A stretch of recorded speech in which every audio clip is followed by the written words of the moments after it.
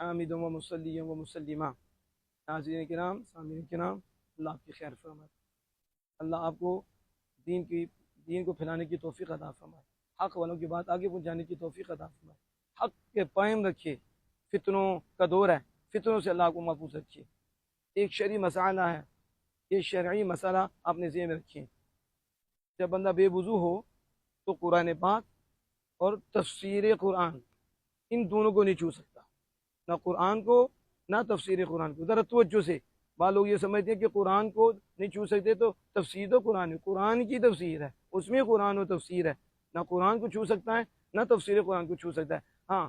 باقی کتب شریعہ ہیں، فقہ کی کتب ہیں، کتب فقہ ہیں، کتب عقائد کی کتب ہیں، ان کو جن میں مسائل شریعہ لکھے ہوئے ہیں ان کو چھو سکتا ہے،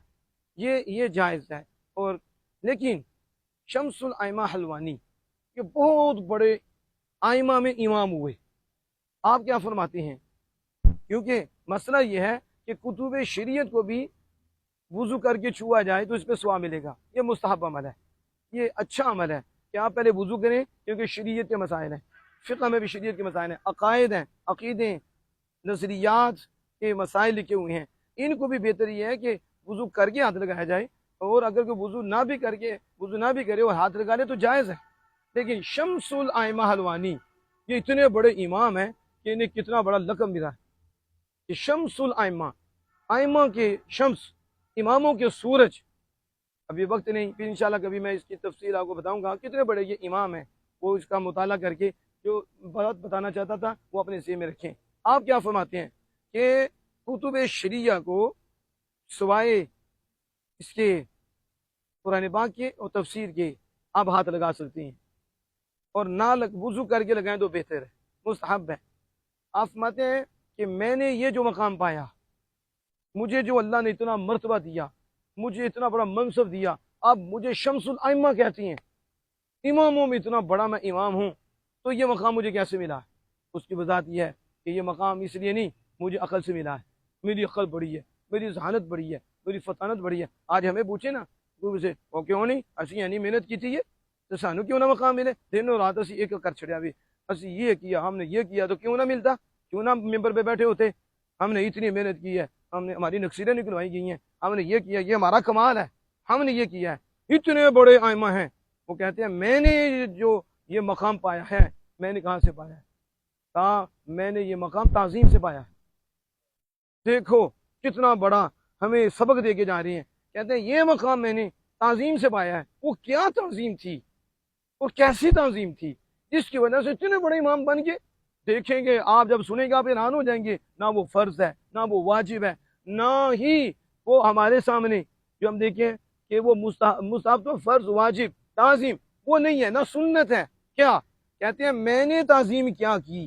اور کس تعظیم کی وجہ سے اللہ نے مجھے بلند و بالا مقام عطا فرمایا ہے اور بلند کر دیا؟ کہتے ہیں اتنا کیا جب میں نے مصطفیٰ جان رحمت اور خالق کائنات جل وعلا کے فرمان کو لکھنا چاہا